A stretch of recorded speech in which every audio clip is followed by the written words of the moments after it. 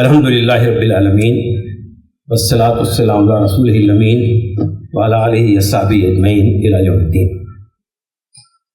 محترم امیر جماعت اسلامی ہند جناب سعد اللہ حسینی صاحب، محترم امیر حلقہ جناب عبدالوحید صاحب، سیکرٹری جنرل SIO جناب سلمان صاحب،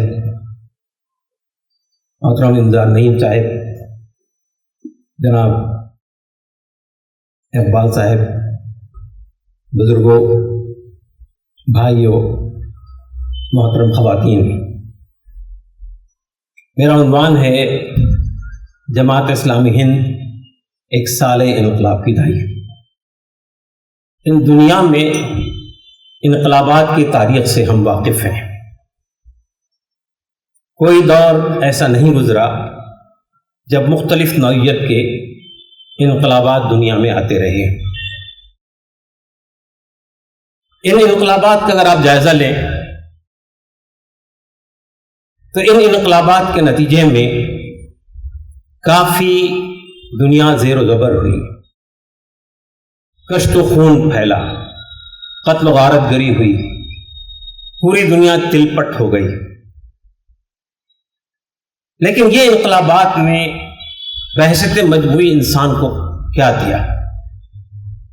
یہ انقلابات جزوی نوعیت کے تھے، یہ انقلابات محدود تھے، یہ انقلابات کے نتیجے میں جزوی تبدیلیاں ہوئی۔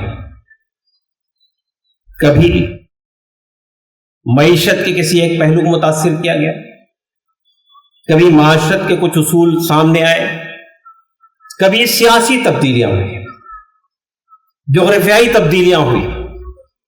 لیکن یہ انقلابات جو تھے اس نے انسان کے باطن کو، انسان کے داخل کو، انسان کے اندرون کو تبدیل نہیں کیا۔ انسان کا اندرون ویسا ہی رہا، خارج میں تبدیلیاں ہوتی رہی، باہر میں تبدیلیاں ہوتی رہی۔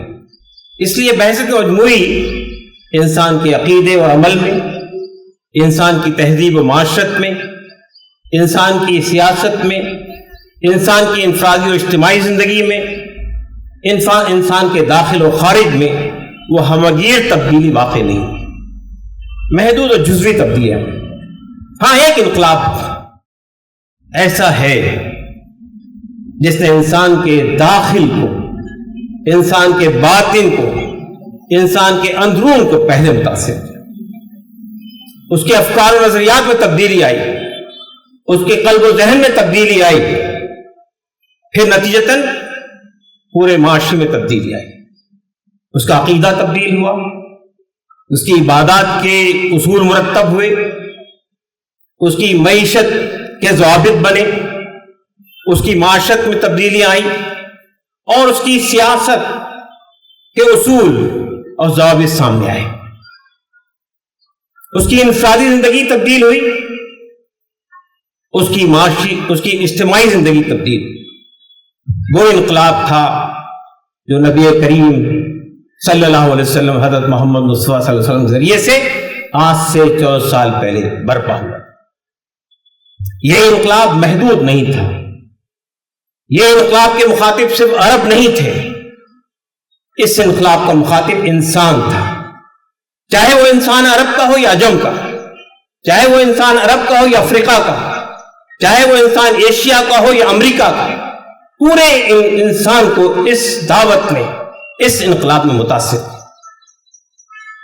یہ انقلاب وہ انقلاب تھا جس نے انسانوں کا رشتہ اس کے خالق سے، اس کے مالک سے، اس کے پیدا کرنے والے سے استوار کیا۔ یہ انقلاب وہ انقلاب تھا جس نے انسان کو اس کائنات میں اس کی حیثیت بتائی۔ یہ انقلاب وہ انقلاب تھا جس نے انسان کو اس کا جو اسٹیٹس ہے، اس کے اسٹیٹس کو بحال کیا، اس سے اشرف المخلوقات کے درجے میں پہنچایا۔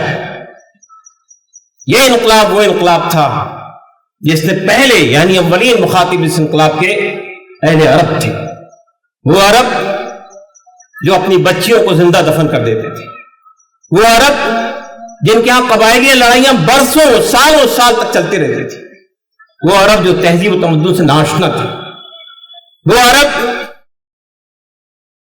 جو انسانوں کو غلام بناتے تھے، وہ عرب جنہوں نے عز و شرف کے پیمانے الگ بنا رکھے تھے، اس انقلاب نے ان عربوں کو زمین سے آسمان تک، ٹاپ سے باٹم تک تبدیل کر دیا۔ وہی انقلاب، وہی عرب پھر اس انقلاب کے داعی بن کر، وہ عرب تہذیب و تمدن کے امام بن کر، وہ عرب تعلیم و تربیت کے امام بن کر دنیا پہ چھا گئے۔ 23 سال کی قلیل مدت میں جو یہ انقلاب برپا ہوا تھا وہ ایک صالح انقلاب تھا۔ نبی کریم صلی اللہ علیہ وسلم زمانے میں جتنی جہاد ہوئے، جتنی لڑائیاں لڑی، اس میں صرف چند نفوس کی جانیں گئی ہیں۔ ہم نے ابھی دیکھا ہماری تاریخ کے اندر چند ایک صدی پہلے، بلکہ پچھلی صدی میں 2 بڑی بڑی جنگیں لڑی گئی۔ یہ جنگیں یورپ کے اندر لڑی گئی تھی، جنگ عظیم اول اور جنگ عظیم دوسرا۔ لیکن اس جنگ کے نتیجے میں ہزاروں نہیں لاکھوں لوگ تلپٹ ہو گئے، جغرافیائی حد بندیاں بدل گئی، لیکن بحثیت مجموعی انسان کو کیا ملا؟ نبی کریم صلی اللہ علیہ وسلم کی بعثت جس زمانے میں ہوئی تھی، اس زمانے میں عرب کا معاشرہ کس سطح پر تھا وہ آپ جانتے ہیں۔ اور پھر 23 سال کی قلیل مدت میں، 23 سال کی قلیل مدت میں اس معاشرے میں جو تبدیلیاں واقع ہوئی، وہ معاشرہ جس طرح سے تہذیب و تمدن کا گہوارہ بنا، وہ معاشرہ جس طرح سے امن و سلامتی کا گہوارہ بنا، کہ نبی کریم صلی اللہ علیہ وسلم نے اس وقت میں یہ بات کہی تھی کہ یہ ایک کلمہ ہے جسے اگر تم قبول کرو گے تو عرب و عجم تمہارے تابع آ جائے گا۔ آپ نے کہا تھا یہ دعوت وہ دعوت ہے جس کی بنیاد پہ اگر معاشرہ استوار ہوگا تو ایک عورت ثنا سے حضر موت تک سونا اچھالتی ہوئی جائے گی، اسے اللہ کے علاوہ کسی اور کا ڈر نہیں ہوگا۔ یہ صرف زبانی دعوے نہیں تھے، 23 سال کی قلیل مدت میں وہ تبدیلی واقع پذیر ہو گئی۔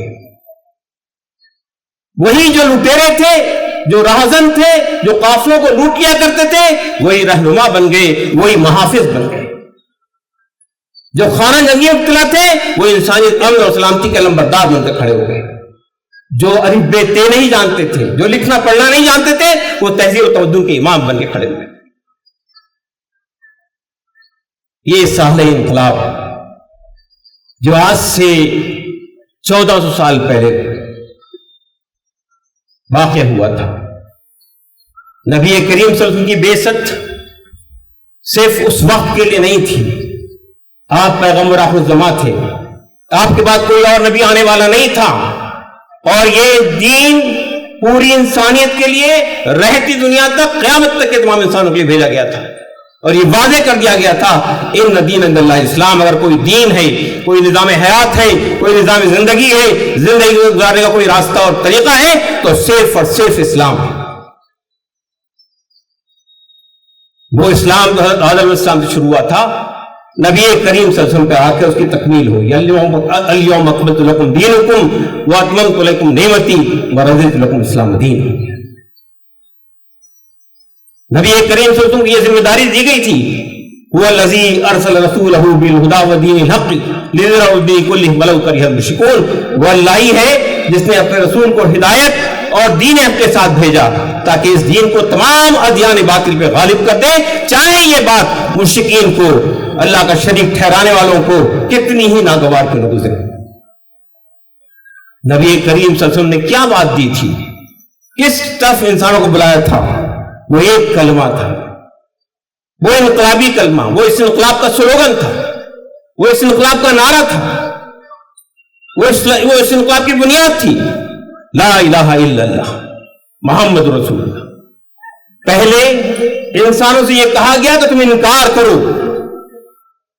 تمام معبودان باطل کا، کوئی الہ نہیں ہے، کوئی خالق نہیں ہے، کوئی مالک نہیں ہے، کوئی رازق نہیں ہے، کوئی رب نہیں ہے، کوئی فرمانروا نہیں ہے، کوئی قادر مطلق نہیں ہے، الا اللہ، سوائے اللہ۔ جاہلیت کی تمام رسموں کو کلم قرار دے دیا اسلام اس کلمے نے۔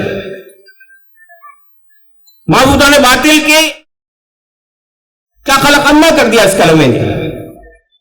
शिर्क और बुत परस्ती की बुनियाद को हिला दिया इस कलमे ने। वही एक खालिक है, वही एक मालिक है, वही एक रब है, वही एक राज़िक है। उसी से मन्नतें और मुरादें मांगी जाएगी, उसी के सामने सर झुकाया जाएगा, उसी के बताए हुए रास्ते पे चला जाएगा। ये वो कलमा था जिसने इंसान के अंदरून को मुतासिर किया, इंसान के अंदरून को हिला के रख दिया, उसके दाखिल को मुतासिर किया, उसके कल्ब व ज़हन को मुतासिर किया, उसके अकीदे को मुतासिर किया। और उसके बाद ये बात कही कि मोहम्मद रसूलुल्लाह उस कायनात के रब तक पहुंचने के लिए, उसकी तालीमात को जानने के लिए, उसके बताए हुए उसूल मुताबिक के मुताबिक जिंदगी गुजारने के लिए जो रास्ता है, जो तरीका है, वो मोहम्मद रसूलुल्लाह सल्लल्लाहु अलैहि वसल्लम की जिंदगी में है, आपकी इलाही किताब में है, आपके उसवे में है, आपकी बताई हुई शरीयत में है। ये वो इनकलाबी कलमा था जो इस इनकलाब का, इस साले इनकलाब का स्लोगन था। जाहिर है कि इस कलमे ने ये बुनियाद पर ही अल्लाह को, ये कलमा सिर्फ इस बात की अलामत नहीं था कि आपका अकीदा बदल जाए, आपकी इबादत बदल जाए। ये कलमा इस बात का भी ऐलान था कि इंसानों पर सिर्फ और सिर्फ अल्लाह की हुक्मरानी होगी।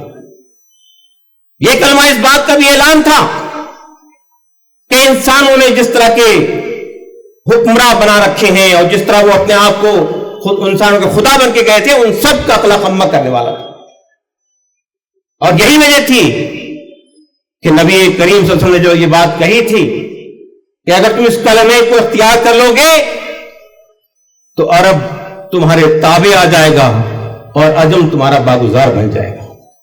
ये कलमा इस बात की अलामत थी कि ये दीन फर्द पर भी गालिब होगा, ये दीन इज्तिमाइयत पर भी गालिब होगा, ये दीन वक्त के निजाम हाय बातिल पर भी गालिब होगा। और यही वजह थी कि इस वजह से इस कलमे को जिन लोगों ने सुना, अरब के जिन लोगों ने सुना, उनको मालूम था इस कलमे की ज़रब कहां कहां पड़ रही है, और उसी बुनियाद पर उन्होंने उसकी मुखालिफत दी। ये कलमा सिर्फ हमसे अकीदे की तब्दीली नहीं चाह रहा है, ये कलमा सिर्फ हमसे इबादत का कोई निजाम नहीं दे रहा है, ये कलमा सिर्फ हमारी माशत को तब्दील नहीं कर रहा है, ये कलमा सिर्फ हमारी मईशत के लिए कुछ उसूल ज़ाबित नहीं दे रहा है, बल्कि ये कलमा हमारी पूरी जिंदगी को तब्दील कर रहा है। बुजुर्गों और भाइयों, नबी करीम सल्लल्लाहु अलैहि वसल्लम पर यह जिम्मेदारी भी आयत की गई थी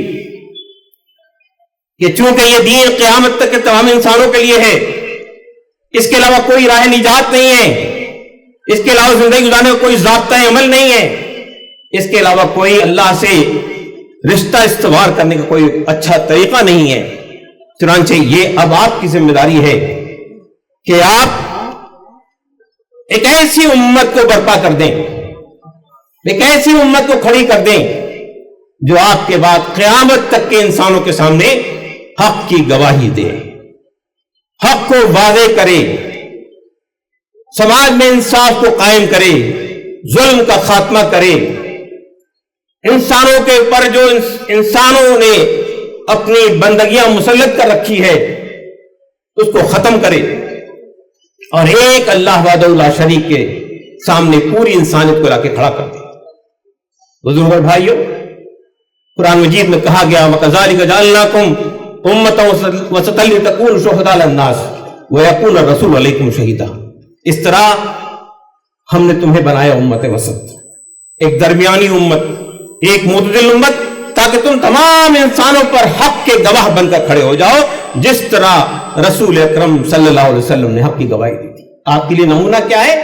नबी करीम सल्लल्लाहु अलैहि वसल्लम की जिंदगी, 23 साल की जिंदगी, जिसमें हिजरत और जिहाद की सख्तियां भी थी, जिसमें अपने इज़्ज़ा व अक़ारिब के ताने और तशने भी थे, जिसमें मुशरिकीन मक्का और ताइफ के बाजार में आपने पत्थर भी खाए थे, जिसमें जिहाद की सख्तियों से भी आप गुजरे थे, ईसार और कुर्बानियों के बेपना मज़ाहिर आपने दुनिया को दिए थे, वो पूरा उसवा हमारे सामने ला खड़ा कर दिया। इस तरह दावत का काम करना है, اس طرح انسانوں پر حق کی گواہی دینی ہے جس طرح نبی کریم صلی اللہ علیہ وسلم نے اپنی 23 سال کی قلیل مدت میں حق کو واضح کر دیا تھا اپنے قول سے اور اپنے عمل سے. پھر قرآن مجید نے جہاں یہ بات کہی تھی کہ اللہ کے رسول کا مشن یہ ہے کہ وہ نظام باطل پر دین کو غالب کرے، چاہے یہ بات مشرکین کو کتنی ناگوار گزرے.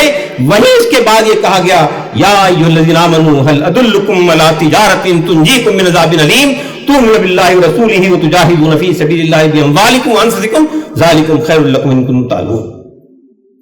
اے ایمان لانے والو، میں بتاؤں وہ تجارت تمہیں جو تمہیں عذاب علیم سے، دردناک عذاب سے چھٹکارا دلا دے. وہ کیا تجارت ہے؟ اس کی انویسٹمنٹ کیا ہے؟ اس کی پونجی کیا ہے؟ اس کا سرمایہ کیا ہے اس تجارت کا جس کو تم لگا کر خرچ کر کے عذاب علیم سے، دردناک عذاب سے بچ سکتے ہو؟ فرمایا گیا وہ ہے تؤمنون باللہ، اللہ پر ایمان لاؤ، ورسولہ، اور اللہ کے رسول پر ایمان لاؤ، اور جہاد کرو اللہ کے راہ میں اپنے مالوں سے، اپنی جانوں سے. یہی تمہارے لیے بہتر ہے اگر تم جانو. پھر ایک اور مقام پہ اس امت کے مشن کو واضح کرتے ہوئے کہا گیا کنتم خیر امۃ اخرجت للناس تأمرون بالمعروف وتنہون عن المنکر وتؤمنون باللہ، کہ تم ایک بہترین امت ہو اس امت مسلمہ کی جس کی تشکیل نبی کریم صلی اللہ علیہ وسلم کے ہاتھوں سے ہوئی تھی، جس کو سنوارا تھا، بنایا تھا، تربیت کی تھی اللہ کے رسول صلی اللہ علیہ وسلم نے. اس امت کی تعریف خالق کائنات اس انداز میں کرتا ہے، یہ امت ایک بہترین امت ہے، چنندہ امت ہے، منتخب کردہ امت ہے اللہ تعالیٰ کی. اخرجت للناس، جسے برپا کیا گیا ہے، جسے کھڑا کیا گیا ہے، جس کی بعثت ہوئی ہے پوری انسانیت کے لیے، تمام انسانوں کے لیے. یہ امت مسلمانوں کی فلاح و بہبود کے لیے نہیں کھڑا کی گئی تھی. یہ امت مسلمانوں کو دنیا کے اندر ایک بڑی بالادست قوم بنانے کے لیے نہیں کھڑی گئی تھی. اس امت کو پوری انسانیت کے سامنے لا کھڑا کیا گیا تھا. اس مشن کے ساتھ تأمرون بالمعروف، بھلائیوں حکم دے، وتنہون عن المنکر، اور برائیوں سے روکے، اور اللہ پر ایمان رکھے. یہ مشن تھا. بھلائیوں میں سب چیز شامل ہے. خدا کے سامنے خدا کی بندگی کی دعوت دینا بھی بھلائی ہے، لوگوں کو برائیوں سے بچانا بھی بھلائی ہے. بھلائیوں کو پھیلانا، بھلائیوں کو فروغ دینے کی بات نہیں کہی ہے اس آیت میں کہ بھلائیوں کا فروغ دیجئے، بھلائیوں کو پھیلائیے. بھلائیوں کو حکم دینے کی بات کہی گئی. تأمرون بالمعروف، اور اس سے آگے بڑھ کر تنہون عن المنکر، اور منکر کو روکے. ظاہر بات ہے کہ بھلائیوں کو حکم دینا اور منکر سے طاقت اور قوت کے ساتھ کسی کو روکنا یہ ممکن ہی نہیں ہے جب تک کہ اقتدار آپ کے ہاتھ میں نہ ہو، جب تک چودراہٹ آپ کے ہاتھ میں نہ ہو، جب تک کہ لوگ آپ کی امامت کو تسلیم نہ کریں، آپ کسی کو حکم دینے کی پوزیشن میں نہیں آ سکتے. تو یہ بات اس میں انہرنٹ ہے، اس میں پوشیدہ ہے کہ وہ قوت حاصل کرو جس کے ذریعے سے تم بھلائیوں کو نافذ کر سکو اور برائیوں کو روک سکو. نبی کریم صلی اللہ علیہ وسلم کی ایک حدیث اور ہماری اس پوزیشن کو واضح کرتی ہے. آپ نے فرمایا من رأى منکم منکرا فلیغیرہ بیدہ، اگر تم کسی برائی کو دیکھو تو اسے ہاتھ سے روک دو، طاقت سے روک دو. ومن لم یستطع، اور اگر تمہارے اندر یہ قوت نہیں ہے، یہ طاقت نہیں ہے، تو فبلسانہ، زبان سے برا کرو، زبان سے اس کے خلاف جہاد کرو. ومن لم یستطع، اگر یہ طاقت بھی نہیں ہے، اتنے ہی معذور ہو گئے ہو، اتنے ہی تندرست ہو گئے ہو، تو پھر فبقلبہ، برائی کو دل میں برا سمجھو. میں ابھی اس طرف نہیں آ رہا ہوں کہ ہم کہاں کھڑے ہیں، مگر اس پر جائزہ لے کر دیکھیے کیا اس ایمان کے کم ترین درجے میں بھی ہم کھڑے ہوئے ہیں. ہمارے درمیان شرک اور بت پرستی کے بازار گرم ہیں، ہمارے درمیان ظلم زیادتی کا ماحول برپا ہے، ہمارے درمیان شرک اور بت پرستی کے بڑے بڑے مورچے سجے ہوئے ہیں. کبھی ہمارے ذہن پر، ہمارے دل پر کوئی چبھن ہوتی ہے، کبھی ہماری راتوں کی نیند خراب ہو جاتی ہے، کبھی ہمارا دل کا سکون غارت ہو جاتا ہے. اگر نہیں ہے تو ایمان کے کم ترین درجے کو تلاش کیجئے کہ ہمارا ایمان کا درجہ کہاں ہے، کس جگہ ہے. کہ اللہ کے رسول فرماتے ہیں کہ ایمان کا سب سے کم ترین درجہ یہ ہے کہ آدمی اگر کسی برائی کو دیکھے تو دل میں برا سمجھے، کوڑھے، اضطراب ہو، بے چینی ہو، پریشانی ہو، اس کے خلاف ہم تو آرام سے زندگی گزار رہے ہیں۔ بزرگ اور دوستو، اب ہم ظاہر ہے کہ ہم ہندوستان میں رہتے ہیں، ہندوستان کے حالات ہمارے سامنے ہیں۔ آپ دیکھیے ہر طرف ظلم ہے، زیادتی ہے، شرک و بت پرستی کے اڈے بنے ہوئے ہیں، انسان کا خدا بنا ہوا ہے، انسانوں کو مختلف قبائل میں، ذات برادروں میں بانٹ کر عز و شرف کے نئے نئے پیمانے بنا دیے گئے ہیں۔ ان کے درمیان ہم زندہ ہیں۔ آپ مکے کے اس ماحول کو سامنے رکھیے اور اپنے ملک کے اس ماحول کا موازنہ کیجیے، ایسا لگتا ہے کہ ہم واپس اس ماحول میں لوٹ گئے ہیں۔ اس سے زیادہ خراب حال ہے، اس لیے کہ انسان کے پاس ٹیکنالوجی ہے، ان کے پاس سائنسی ایجادات ہے، ظلم کو پھیلانے کے نئے نئے طریقے اس نے ایجاد کر لیے ہیں، انسانوں پر اپنی حکمرانی کو مسلط کرنے کے نئے نئے ضوابط بنا لیے ہیں، نئے نئے افکار و خیالات گھڑ لیے گئے ہیں۔ انسان مادہ پرستی کا شکار ہو گیا ہے۔ ہر آدمی کو صرف اپنی پڑی ہوئی ہے کہ میری دنیا بدل جائے، میرا بینک بیلنس بڑھ جائے، میرے پاس کاریں آ جائیں، میرے پاس عمارتیں آ جائیں، ہر آدمی مست ہے۔ اس ماحول میں اس امت کو کھڑا کیا گیا ہے۔ 1 ارب 36 کروڑ انسانوں کے درمیان 20 کروڑ کی یہ امت نمائندہ ہے، اس پیغام کی امین ہے جو نبی کریم صلی اللہ علیہ وسلم نے آج سے 14 سال پہلے جو انقلاب برپا کیا تھا، سال انقلاب، اس انقلاب کی امین ہے، اس دعوت کی امین ہے۔ کتنے عظیم مرتبے پہ قائم ہے، لیکن کیا اس کے تقاضوں کو پورا کر رہی ہے؟ کیا یہ ہزاروں لاکھوں کروڑوں انسان جو ہمارے اطراف پہ ہیں، کبھی ان تک بات کرنے کی، ان تک پہنچنے کی، ان کے سامنے حق کی دعوت کو پیش کرنے کی، نبی کریم صلی اللہ علیہ وسلم کو ایک ماڈل کے طور پہ پیش کرنے کی ہمیں توفیق ہوتی ہے؟ یہ انسان، یہ ملک ہمارا جس نے انسانوں کو اپنا خدا بنا لیا ہے، اوتار کے نام پر جھوٹے خداؤں کو خدا بنا لیا ہے، وہ کسی ماڈل کی تلاش میں ہے۔ نبی کریم صلی اللہ علیہ وسلم سے بہتر ماڈل، اس سے بہتر اسوہ اور کون سا ہو سکتا ہے؟ جماعت اسلامی ہند دراصل اس امت کے اندر اس احساس کو جگانے کے لیے کھڑی ہوئی ہے، یہ احساس کہ ہم اس دعوت کے امین ہیں۔ کل قیامت کے دن یہ ہزاروں لاکھوں کروڑ انسان ایک طرف ہوں گے اور ہم خدا کی رات میں ایک طرف کھڑے کیے جائیں گے اور ہم سے سوال کیا جائے گا۔ مشرکین سے جب پوچھا جائے گا کہ آپ خدا سے آشنا کیوں نہیں ہوئے، آپ نے اپنے آپ کو اللہ رب العزت کے سامنے کیوں نہیں جھکا دیا، آپ نے اسلام کو قبول کیوں نہیں کیا، تو ان کا جواب کیا ہوگا؟ ہماری نمازیں، ہماری عبادتیں، ہماری تقویٰ پرہیزگاریاں، خدا کے سامنے عز و نیاز کرنا، یہ سب ایک طرف، اور جو مشن، جو ذمہ داری، جو کام آپ کے سپرد کیا گیا تھا، اگر ہم نے اس کام کو انجام نہیں دیا تو خدا کی عدالت میں ہم مجرم قرار پائیں گے۔ یہ تمام لوگ ہم پر الزام لگائیں گے کہ یہ وہ لوگ ہیں جن کی وجہ سے ہماری آخرت تباہ ہوئی ہے، جن کی وجہ سے ہماری دنیا بھی خراب ہوئی اور آخرت بھی تباہ ہوئی۔ جماعت اسلامی ہند اس اضطراب کو، اس بے چینی کو، اس درد کو، اس احساس کو آپ کے اندر پیدا کرنا چاہتی ہے، اپنے اندر بھی اور آپ کے اندر بھی۔ جماعت بنا کر، ہزاروں کو بھیڑ کو اکٹھا کر کے، ان کو مانجھ کے تربیت کر کے ایک کیڈر تیار کرنے کے لیے ہم نہیں کھڑے ہوئے، صرف یہ کام پوری امت کا ہے۔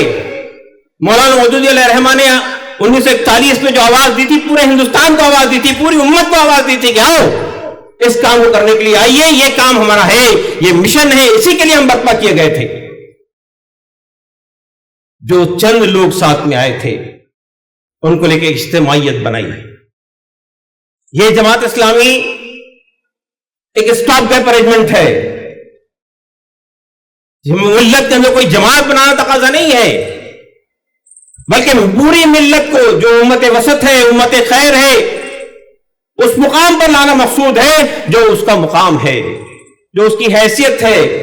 جماعت اسلامی احیاء امت کا کام کر رہی ہے، امت کو کھڑا کرنے کا کام کر رہی ہے کہ آئیے کھڑے ہوئیے۔ آج جو چاروں طرف سے ہم پہ الغار ہے، آج جس طرح سے ہم اس ملک کے اندر بے بس کر دیے گئے ہیں، ہم نماز اللہ نہیں پڑھ سکتے، ہم اذان نہیں دے سکتے، ہماری خواتین حجاب کر کے باہر نہیں نکل سکتی، ہماری دنیا اجیرن کر کے رکھ دی گئی ہے، روزانہ نت نئے واقعات ہو رہے ہیں، لنچنگ کے واقعات ہو رہے ہیں، ہماری جانوں پر آفتیں آ رہی ہیں، ہمارے مال ہڑپ کیے جا رہے ہیں، ہماری شہریت کو چیلنج کیا جا رہا ہے۔ ہمارے لیے ان لوگوں نے دنیا کو تنگ کر کے رکھ دیا ہے، لیکن جب ہم اپنا جرم ان سے مطابقت کرتے ہیں، میں اس کو جسٹیفائی نہیں کر رہا ہوں، جو کچھ اس ملک کے لوگ کر رہے ہیں، جو کچھ اس ملک کے گنڈے بدماش عناصر کر رہے ہیں، اس کو میں جسٹیفائی نہیں کر رہا ہوں، لیکن ذرا آپ سوچئے ان کا یہ ظلم جو ہے وہ آپ کی دنیا کو غارت کرنا چاہتے ہیں، لیکن آپ نے ان کی آخرت کو غارت کر دیا ہے۔ آپ بڑے شوق سے یہ کہتے ہیں کہ 1000 سال سے ہم نے اس ملک میں حکومت کی، لیکن یہ بھی المیہ ہے کہ 1000 سال کے بعد آپ اس ملک میں اقلیت میں ہیں۔ تاریخ گواہ ہے، تاریخ گواہ ہے کہ اقلیت اور اکثریت کے جو پیمانے ہیں وہ اسلام کے اندر میں کوئی حیثیت نہیں رکھتے ہیں۔ جب نبی کریم صلی اللہ علیہ وسلم حضرت ابوبکر صدیق کے ساتھ ہجرت پر نکلے تھے، مکے سے جا رہے تھے واپس، اس حالت میں کہ چھپتے چھپاتے جا رہے تھے، غار ثور میں آپ پناہ لیے ہوئے تھے اور دشمن غار ثور کے دہانے تک پہنچ گیا تھا۔ حضرت ابوبکر صدیق نے کہا اللہ کے رسول اب کیا ہوگا؟ کیا جواب تھا؟ لا تحزن ان اللہ معنا، غم نہ کرو اللہ ہمارے ساتھ ہے۔ بدر کے میدان میں ہم اقلیت میں تھے، 313 نے 1000 کا مقابلہ کیا، احد میں ہم اقلیت میں تھے، خندق میں ہم اقلیت میں تھے، احزاب میں اقلیت میں تھے، تبوک میں اقلیت میں تھے۔